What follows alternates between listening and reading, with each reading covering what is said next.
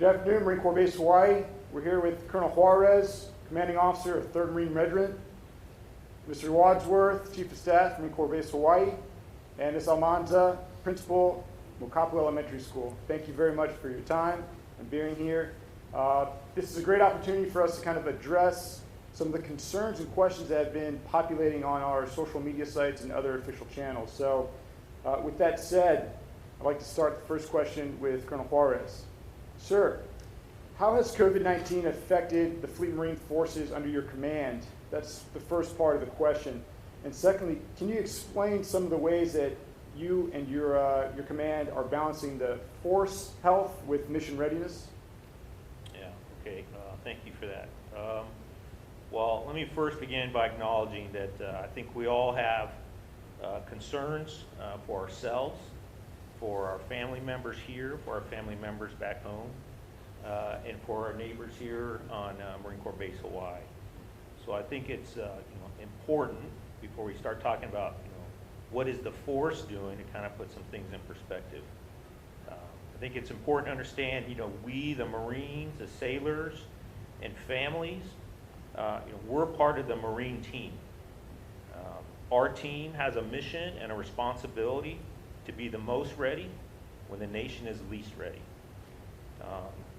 And we can't predict when that readiness will be needed.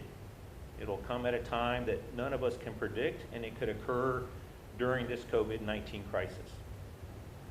And I think next, as we balance force preservation with mission readiness, we have to keep preservation of our combat capability kind of at the forefront of our thinking while we do all the safety precautions that go along with it. And if families aren't healthy, and then Marines and sailors are sick, then we lose combat capability. So that's why those two things are not distinct. It's not balancing them. They're complementary, and you have to do both to retain combat capability, right? So it doesn't help anybody to have a sick force or sick families.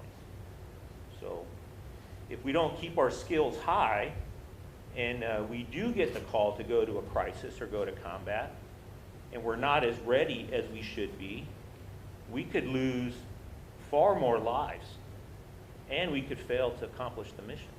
And I think that would be far more devastating for all of us. So though we have taken steps to modify training, our responsibility collectively as Marines, sailors, and Marines and sailor families is to remember that we have a 24/7 responsibility to remain ready.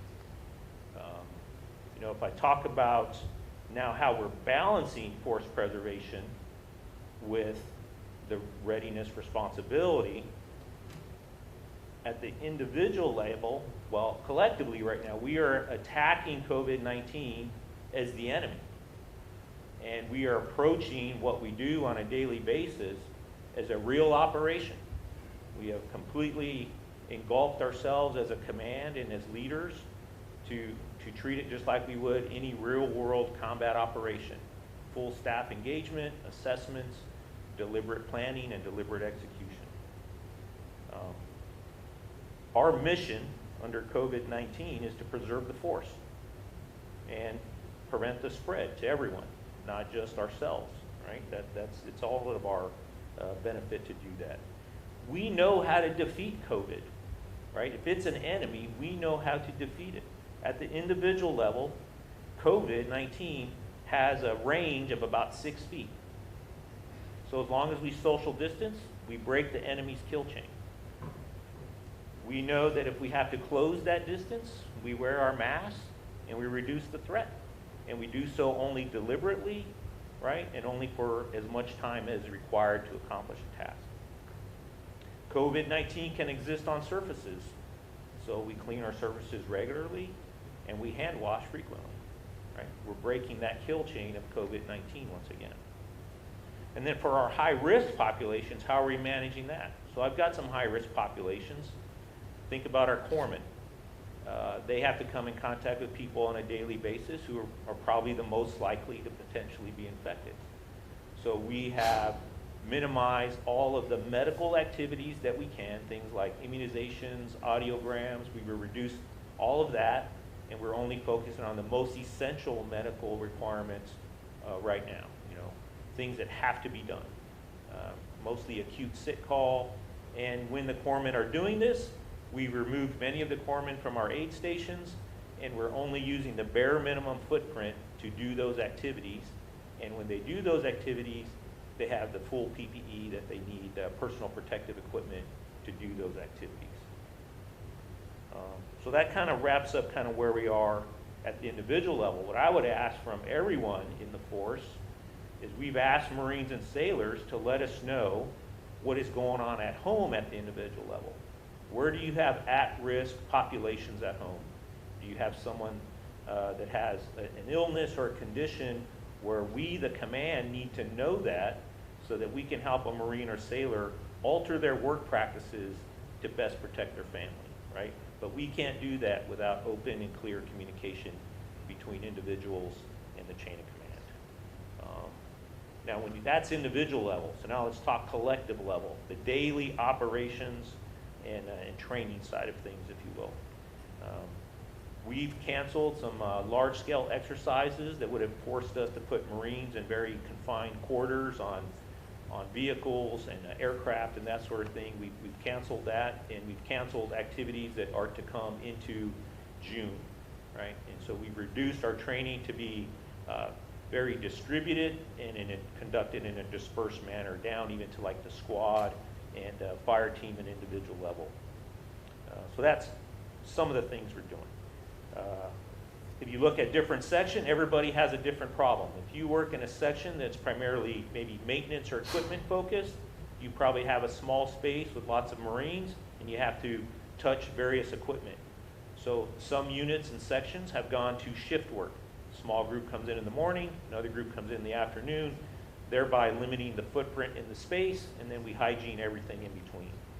In other units where you have larger groups of people, we have, and it's administrative in nature, many Marines right now are teleworking, right? So every unit is assessing their environment, assessing it against the threat, and they're modifying it accordingly, and all in accordance with the required TTPs for COVID. And then I think lastly what I'll say, well, two other things. On physical training and training in general, we've eliminated all contact activities. So there's no Marine Corps martial arts being conducted right now. We've denied the use or the practice of contact sports even in recreational, as a recreational activity. We're not allowing Marines to do the standard Marine Corps sit-up, which causes you to face your partner and conduct physical activity face-to-face. So those are some of the things, and of course the base, in coordination with all the commanders, has made the decision to close the gyms and the hit boxes temporarily as we kind of see what happens with COVID and how it responds in our local environment. And then at my level, commanders and leaders are applying operational risk management for everything we're doing. And then I am sending assessment teams out that patrol wherever we're training and doing daily operations, and we're assessing, observing, and reporting and refining practices and letting people know, hey, maybe you need to do this differently so that we protect the force. Because there is a bit of learning going on, right? So that's how we're attempting to balance mission readiness and force preservation. Sir, thank you very much for that thorough response. So next question is for the Chief of Staff, Marine Corps Base Hawaii. Sir, you're in an interesting position. You help guide both the actions of active duty military and also civilian employees. So when you're looking at challenges, what are some of those challenges when you're leading a mixed team during the COVID-19 response? Well, thanks for the question, Captain Martin. That's a great question. First, before I dive into the specifics, like Colonel Juarez, I want to say that my viewpoint and the viewpoint of the commander here, Colonel Lyon, are that we have great cooperation across the base. We all have different chains of command on the military side. Some of us work for DOD, some work for the Department of Education. There is no one single person in charge of the base activities associated with COVID-19. And yet, I think the cooperation across that entire team is just great. more specifically with Marine Corps Base Hawaii staff, and your question about civilian and military. This is a very unusual situation. Most of the time, the base is focused on support of our tenant commands in their combat readiness training, providing them shelter, providing them food, providing them workspaces, and then we launch them off to some place to go do something. This scenario is very different in that the emergency is here. And so the base nominally takes a lead role in ensuring the health and safety of the people that are aboard the base, regardless of whether they are tenant commands, our own people, civilian or military, or they're civilians that work for the Department of Education. We're very fortunate, from my perspective, that we've got a civilian workforce who has been here for a long time and is very experienced. If you look at installation protection, for example, who is charged with everything from security to dealing with hurricanes, tsunamis, pandemics, they've done all of those things through real emergencies or through exercises. They know how to run an emergency operations center. They have relationships with people out in town, emergency responders. And so they bring to this emergency a lot of experience, which you might not otherwise have in an all-military force. Now, the flip side of that is when you have a great pandemic containment plan like we do, how do you translate that into action? Which is what our Marines and sailors and the family members and others aboard the base need to have to take that action. It's a good Marine Corps planning process, and Marines in uniform know how to do that. And so they have taken that plan and they've turned it into an execution order. It's basically turned it into Marine speak, so that those tenants and those other forces that are working alongside of us can take it and actually execute it. They can take that frag order and specify what's going to be done. So I think that kind of two-sided staff is just very beneficial for the scenario that we're in. And I will tell you that despite differences in uniform, digital camis versus Aloha, that team is working side by side 24/7 with very little daylight between the two of them. Nobody's complaining about long hours, and they're doing it very well. I think if you look at, knock on wood, our progress so far with COVID. Thanks. Thank you, sir.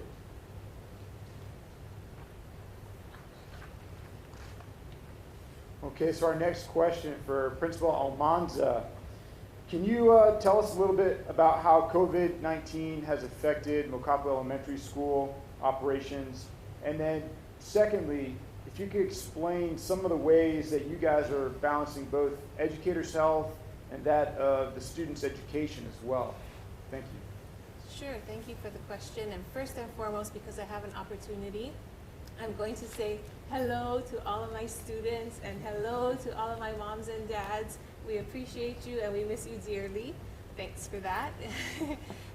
And so how has COVID-19 impacted Mokapu and really all of the Department of Education? And it starts with our temporary school closures, right? So the campus is currently closed to all of our students and all of our faculty and staff, except for a few essential workers who report with me to campus. For example, our custodians who are helping me to clean the campus and maintain the grounds. We don't want it looking like it has a virus, and whenever it is that we return, we want it to be ready for our students and our faculty and staff.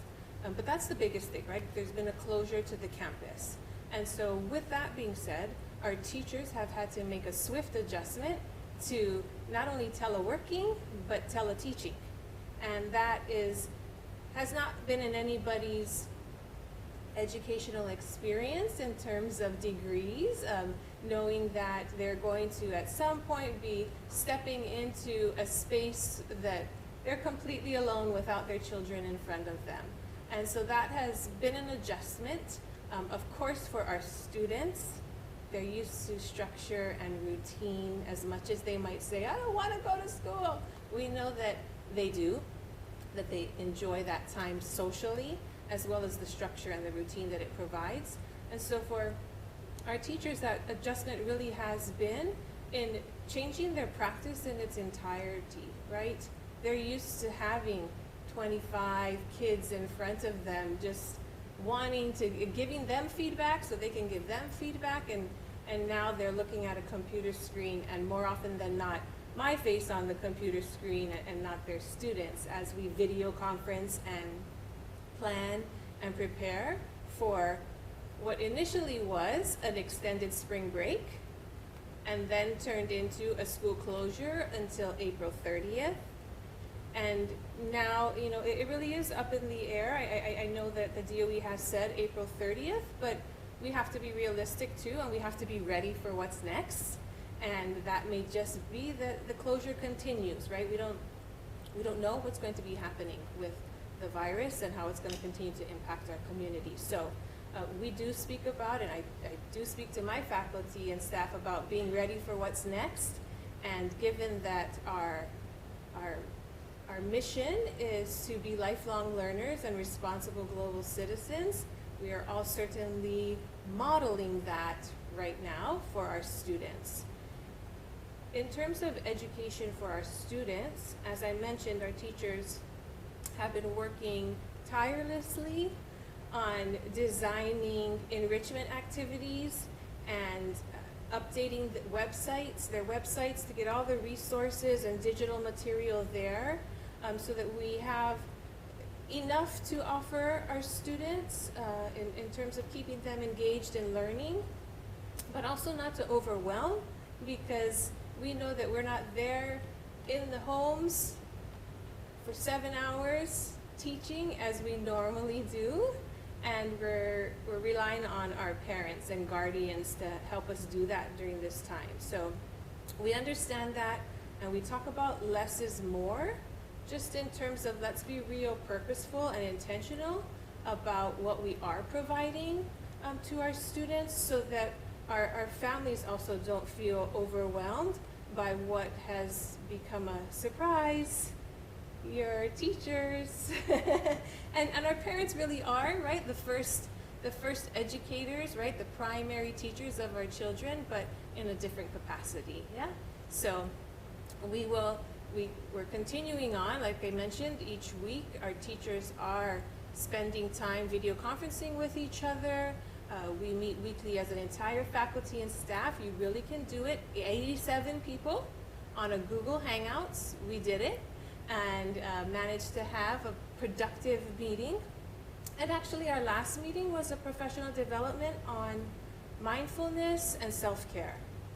It was important that we took the time. We're almost 3-4 weeks into this experience. You know, we left for spring break back in March, and we weren't really sure about, okay, what's going to happen. And so there's been some time, and we needed to pause in what we were doing and provide an opportunity for all of our faculty and staff to reflect and take a breath and acknowledge our work thus far, and remember our why, and recall our students and what it is that we want for them. So we spent some time doing that this past week, and you know, we're just eager to hear from our students, for them to get on the website and find an activity and respond, you know, to their Google Classrooms if they have them, or send their teacher a message, or submit some kind of activity. That also helps to keep our teachers motivated and excited, because they do, we all do, we miss our students. Thank you. All right, so the next question for Colonel Juarez. As the Chief alluded to, there seems to be a very high level of coordination between the Fleet Marine Forces and Marine Corps Base Hawaii staff. From your perspective, sir, can you talk a little bit about how that coordination works?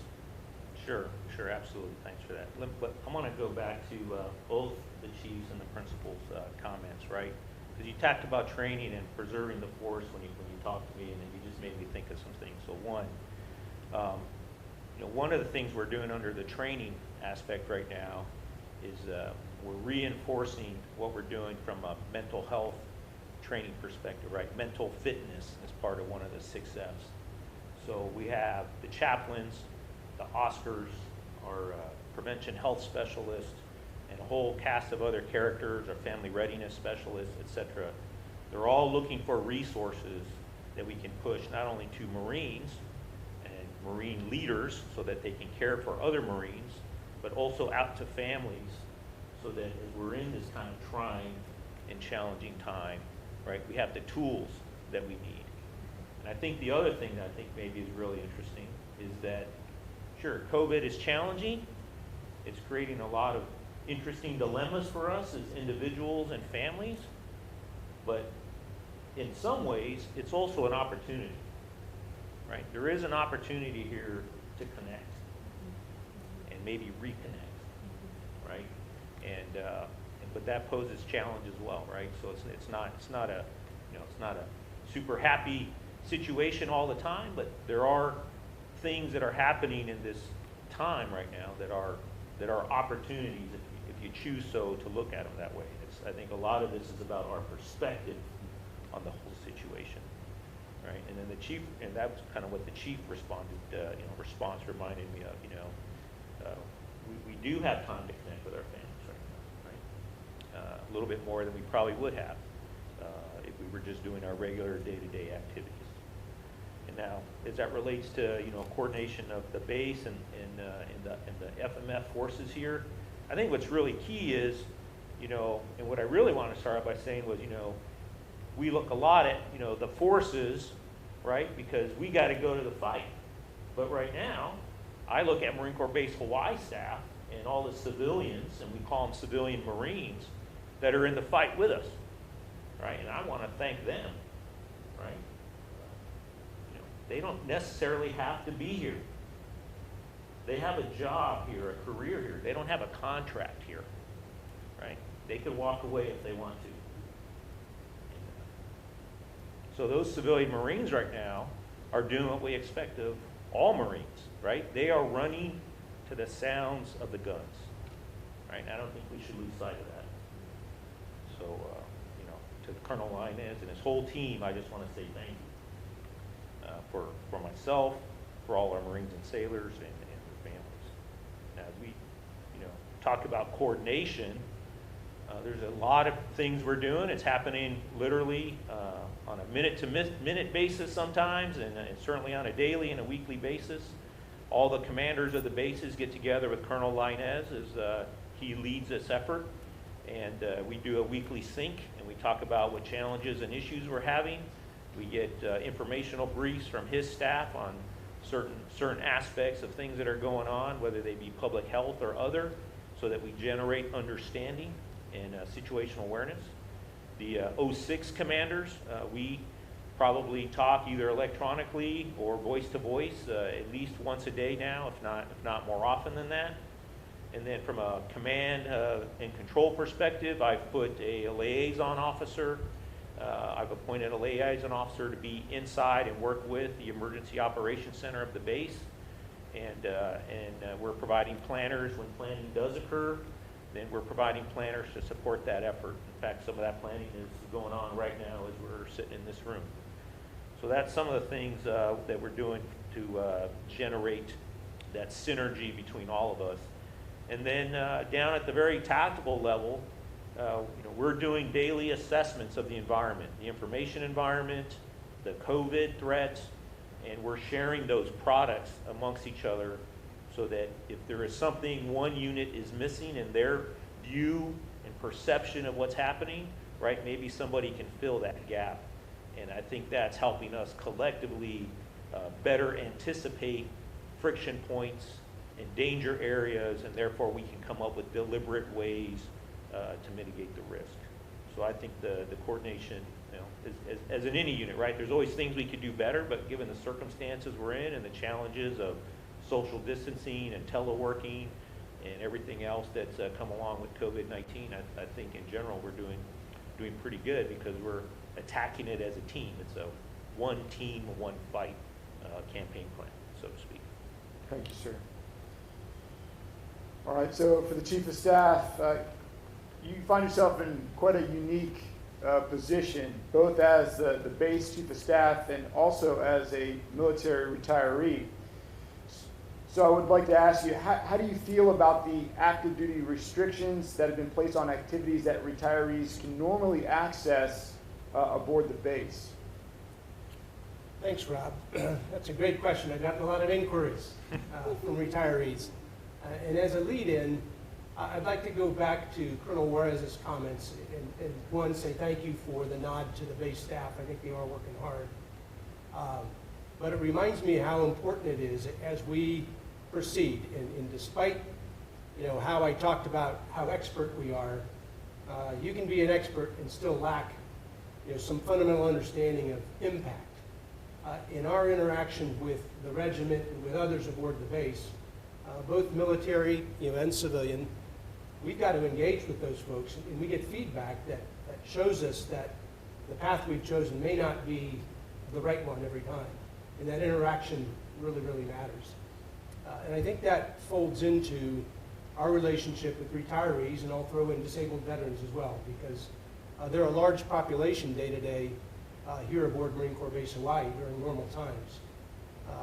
They're entitled to certain activities and the facilities that we have, and we certainly welcome them. They're alongside us. The challenge is, in our current situation with COVID, is what the coronavirus really likes is people. And thanks for setting us up 6 feet apart. Hugely helpful. The more people we have at Marine Corps Base Hawaii, the higher the risk for all of us. And so the challenge always is, all right, well, who volunteers to get themselves out of the way of that 6 feet between Gil and I? You have to make difficult decisions. And so while we normally allow a broad spectrum of folks to come on the base, when it comes to narrowing what it is that we're doing in terms of activities, what we're opening in terms of facilities, we have to narrow it down to the priority population. And sitting right here, we have to ensure that our active duty forces are ready and fit to go into harm's way. And so I think those of us who are retirees completely understand, having been in uniform before, that those are tough decisions, but they're sensible decisions. We've got to allow Marines to stay fit, and get them to the beach, get them and their families, get them fit and resilient. Because tomorrow, despite COVID, they could be shipped out. They could get an airplane, they could get on a ship and go. And so we need to give them that space and not put them at further risk by having extra people around the base. I'll tell you that we look forward to this ending and welcoming our retirees back, because again, they're part of our force. They've gone before us, and they certainly are entitled to everything that the base has to offer for them. Thanks. Thanks, sir. All right, Principal Almanza, we touched briefly on the Department of Education. Coming from the Department of Education, what is the latest guidance with regards to COVID that pertains particularly to Mokapu Elementary School? Sure, thanks for the question. And before I do start, I wanted to say that while I am speaking on behalf of Mokapu, we are a Department of Education school, and so as I speak, I'm talking about the DOE and representing them. I'm also representing our complex area schools, Kailua Intermediate, Kalaheo High School, Kainalu Elementary, Aikahi Elementary, and Kailua Elementary, which are all within our complex area, and who's also served some of our children here on the base. And so, with that being said, we all are experiencing and having to manage within our own school communities, right? All of our demographics are very different under the large umbrella of what the DOE is asking us to do and how to maneuver during this time. So, as I mentioned before, schools are closed.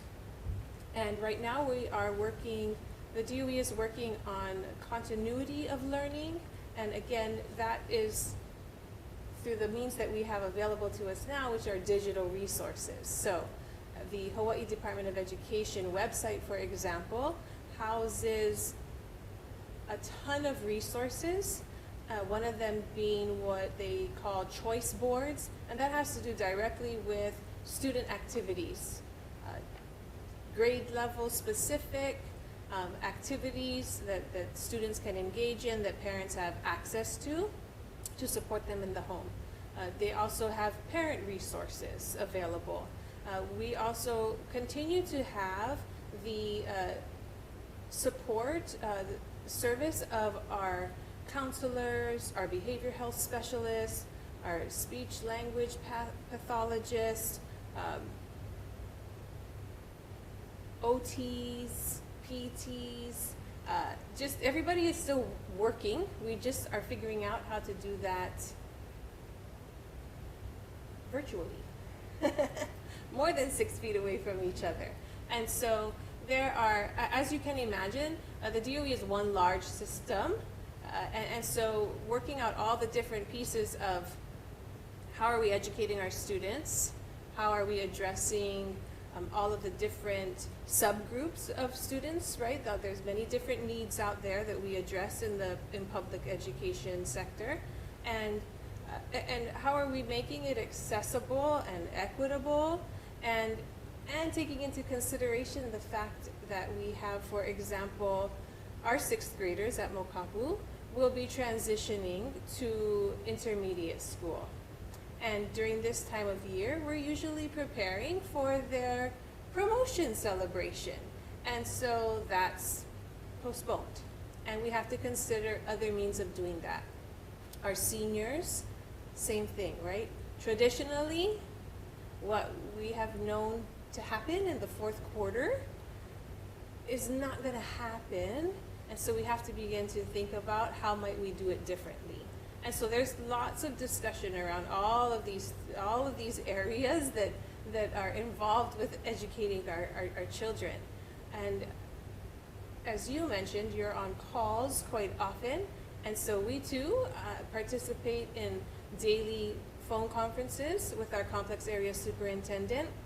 After her large leadership meetings, then she brings that information to us so that we can talk about it as principals, problem solve, and come up with our next steps and how we're going to, again, service each of our own school communities, our own demographics, because we're all so different. Thank you. Colonel Juarez, last question I have for you during this panel. As a commander who's knee-deep in this COVID fight, what are some of the important reminders that you have for your forces, for their families, and the community at large? So I really think I got 3 points. 1, there is nothing COVID-19 is going to throw at us that we cannot endure, overcome, right? We're human beings, and human beings can be at their best in the toughest of times, but they have to make a conscious decision to do so. You just can't fall into that. So you need to mentally make a switch to say, you know what, again, you could look at it as a catastrophe, or you could begin to look at it as an opportunity to be your best for yourself and for others. So that's the first point. I think the second point is these are tense times, right? We're hearing about non-compliance at places like the beach, and tensions can get a little hot, right? Nobody likes to be told what to do. We're a very independent, streaked nation. That applies just as much here in Hawaii as it does anywhere else in the United States, right? So I think the second point is it requires each of us to be especially vigilant and responsible. And what type of responsibility? You have to have the responsibility to have the courage and the humility to be able to remind somebody to do the right thing and to be reminded to do the right thing, right? That's an extremely key point, I think, of all of this. And then I think we need to be patient. We need to understand that we are asking people to change individual and social habits that we've never really had to address before. And that's going to take time. And we are going to have slips and mistakes. And what we need not to do is overreact. We need to all stay calm, and we just, again, remind and be reminded and accept that for what it is, and then move on, right? Just like we do on a rifle range. You worry about the shot you just missed, you're going to miss the next shot. Instead, you take the lesson, and then you clear front sight tip, and then you put that round in the right target, the right place, right? Same concepts. And then I think the last point, and it's probably the most important point, is what I started with. COVID-19 is not invincible. We know how it works. We know how to defeat it. There are actually very simple steps to be successful in this fight. We just have to do them, right?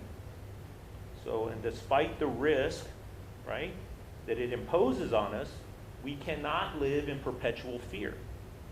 That's not how we're wired. That's not what we do as a Marine team, right? We look for opportunities, right, and then we exploit the situation. That's in our doctrine. That's in our DNA as Marines and as Marine units. And that's how we need to posture ourselves, because it may go on for months, and we can't just coil up and worry about it. At some point, conditions will change, and we have to be postured for that change. And I think those are really the key three things as we look and go forward. Thank you, sir.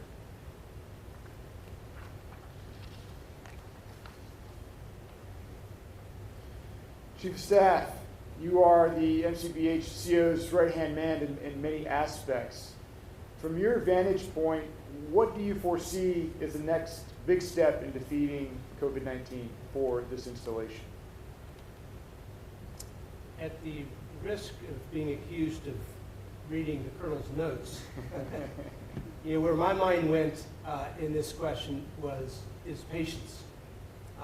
And I will tell you that despite having a great pandemic containment plan, we learn something new every day about how this virus acts within our population, because every population is somewhat different. And we have to react to that. And I think that that obviously has an impact across the population of the base. And so I'd ask folks to be patient as we work our way through that. An example, through higher level guidance and understanding, we went towards protective face masks just yesterday when given that guidance. And it takes some time to get used to that. And that's valuable not only in terms of protection of the individual and others who that person is around, but from my perspective, when you go into places that you think are normally safe places, I mean, you don't generally have problems at the commissary. And yet, again, I go back to my comment that COVID loves people. The more people there, the more likely it is to spread. Wearing a mask is the right thing to do. It also is a visual reminder that we're in this, because the longer we are in it, the harder and harder it's going to be to put up with it. And again, I agree with Colonel Juarez, we're very resilient, and I'm certain that we'll get through it. The challenge will be, as you look at across our population of young Marines, there's a pretty good likelihood that there are positive carriers out there that don't know that they have COVID. And they've got to keep that in mind and push through, wear the mask, do the things that they're being asked to do, because although we expect a peak to occur, given predictions, we're seeing this very flat level of incidence here at the base. And, but it doesn't mean that couldn't easily uptick. And even when it does and starts to come back down, I think that's where it really gets hard. We're going to see PCS moves and things pick up again. People are going to think, hey, it's back to normal, and yet it won't be. We're still going to have to do the things that we've put in place. So I think it's going to be very important that people stay the course well beyond when in your heart of hearts you say, I just want to go back to being normal. So I'd ask folks to consider that as we push through this. So next question is for Principal Almanza. In this current COVID situation, some parents may be concerned whether or not their child will be moving on to the next grade or they'll have to repeat it. Do you have any insight on that question itself? And then if there is a resource where parents can go to find out more information, could you provide that at the end of your question as well? Sure. So I'd love to keep them all, right? I don't want anybody going anywhere. I don't want them PCSing. I don't want it because we love them all. We want to keep them. But no, we're not keeping them in the grade level that they are in currently this year. Students will be promoted based on their quarter 1, 2, and 3 grades, their progress towards, their performance towards their grade level standards. And they have already received their third quarter report card, because that ended right before spring break. So third quarter was already done when we entered spring break. They will receive another end of the year report card. The last day of school technically is May 28th, and that's when final report cards go home. And on that report card will be their final grade that then provides them the opportunity for those that are PCSing, right? On the report card, it indicates their promotion to the next grade level. If any student was going to be retained, is what we call it, we would have already had those conversations with parents and with the school team in regards to the students' needs. And so at this point in time, no one's repeating a grade level, and they will be promoted to the next grade. Parents may go to the Hawaii DOE website. Again, they have a guidance document on the continuity of learning, education in terms of grades, processes for releasing from school, and enrollment for next school year. All of that is there on the website and also on our school's website. So I encourage everybody to visit our school website. It has the latest updates, any memos from the DOE, any memos from myself, resources for parents, all of the resources for our students.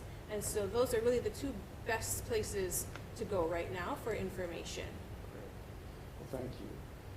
On behalf of Marine Corps Base Hawaii, I'd like to thank each panel member for both your time and your thoughtful answers. Thank you. Thank you.